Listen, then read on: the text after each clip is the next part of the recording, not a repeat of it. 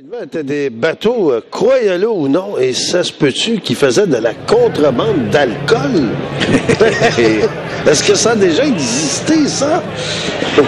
On dit que c'est une légende, mais je pense que c'était vraiment le cas. C'est ce qu'on dit sous les légendes, hein? Yeah.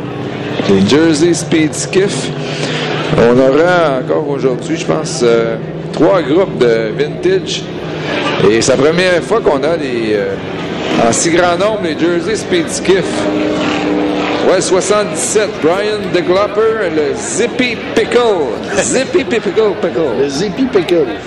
Eh bien. Et son frère Bill DeGlopper avec Flying High de 78. Mais tu sais que ça a l'air de rien, mais ça brasse, s'il vous plaît. La première année qu'on m'a engagé au régates, on m'avait initié au Jersey Speed Skiff. Je pense que le cerveau m'était passé sur la rive nord. Avec un bon mal de cou pendant quelques jours. Parce que on voit aller ces messieurs, évidemment, les vitesses ne sont pas aussi élevées que lors des vraies compétitions en Jersey Speed Skiff. Et je vous promets que ça brasse, surtout dans les tournants, la façon dont on négocie les virages. Là, on jure qu'on va s'élever ou qu'on... Ça cogne tellement dur quand on tourne de côté, vous ne pouvez pas vous imaginer. Mais eux, on fait une démonstration, on est en grand nombre dans les bateaux antiques cette fin de semaine. Vous allez voir tantôt des grands prix. Le 603 est l'Infinity avec le Off We Go. Et on voit les frères Brian et Bill DeGlopper.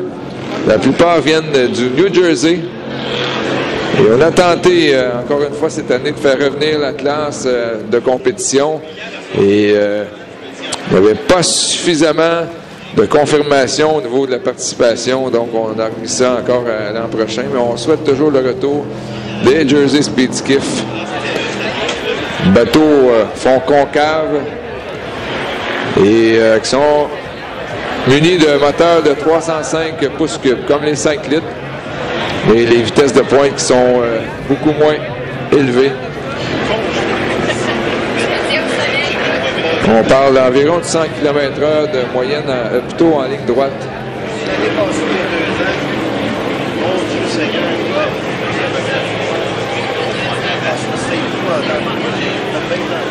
Pour ces embarcations vintage.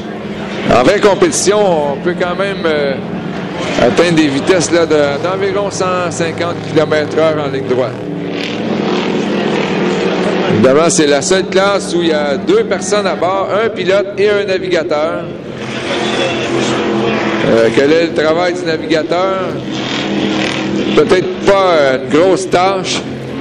Un peu regarder la situation,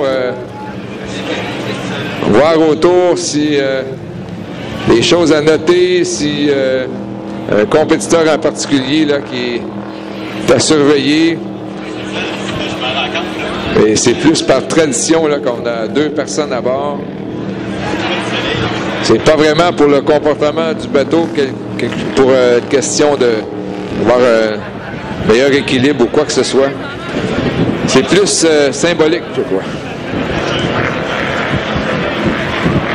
Et on présente déjà le drapeau noir, donc on va vous inviter à réintégrer les puits de ravitaillement pour enchaîner avec la classe Pro Stock.